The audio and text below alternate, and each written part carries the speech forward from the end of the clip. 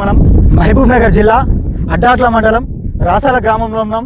ఇక్కడ మనం చూస్తున్నట్టయితే గత కొద్ది రోజుల నుంచి తెలంగాణ రాష్ట్రంలో ఆగకుండా వర్షాలు పడుతూ ఉన్నాయి. దానికి సంబంధించింది ఏదైతే ఈ రాసాల గ్రామానికి సంబంధించింది ఏదైతే చెక్ డ్యామ్లు ఉన్నాయో అవి పూర్తిగా నాస్తి రకమైన చెక్ డ్యామ్లు కట్టిరు. దానికి సంబంధించిన విజువల్స్ మనం చూస్తూ ఉన్నాం. అక్కడ పూర్తిగా ఆ చెక్ డ్యామ్ మొత్తం డ్యామేజ్ అయ్యి పంట పొలాల్లో ఏదైతే ఆ రైతులు నిర్మించుకున్న పంట పొలాలు ఏవైతే ఉన్నాయో ఆ వడ్లకు సంబంధించింది ఆ వాటర్ పోయి ఆ వడ్లు తెగిపోయి పూర్తిగా ఈ రైతుల పొలంలో వాటర్ రావడం జరిగింది. పూర్తిగా రైతులు కూడా నష్టపోతూ ఉన్నారు. ఈ విషయం పట్ల అధికారులు ఎవరు కూడా ఇప్పటి వరకు స్పందించకపోవడం చాలా బాధాకరణం. దాంతోపాటు మనతో పాటు ఇక్కడ ఈ మండల్ సంబంధించిన కొంతమంది నాయకులు కూడా ఉన్నారు. వాళ్ళతో మాట్లాడి పూర్తి సమాచారం తెలుసుకునే ప్రయత్నం చేద్దాం. అన్న నమస్తే, ఏమైందన్న, ఏం జరుగుతుంది అసలు?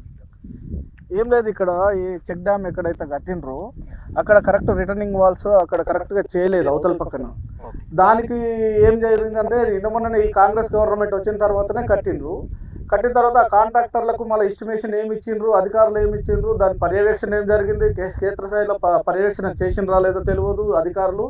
కాబట్టి ఏం తెలియకుండానే అది చేసిండ్రు.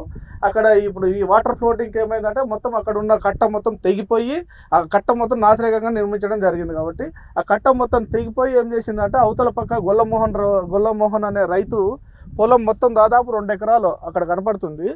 2 ఎకరాల పొలం, పంట పొలం దాదాపు చేనేసి ఒక 2.5 నెలలు అయింది.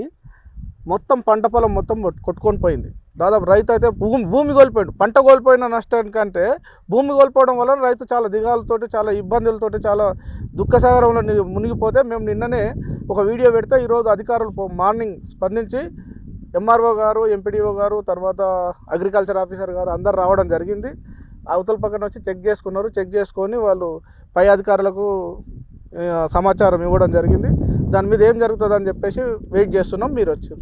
రైట్. ఇప్పుడు మనతో పాటు కొంతమంది రైతులు కూడా ఉన్నారు. వాళ్ళతో మాట్లాడి పూర్తి సమాచారం తెలుసుకుందాం. అన్న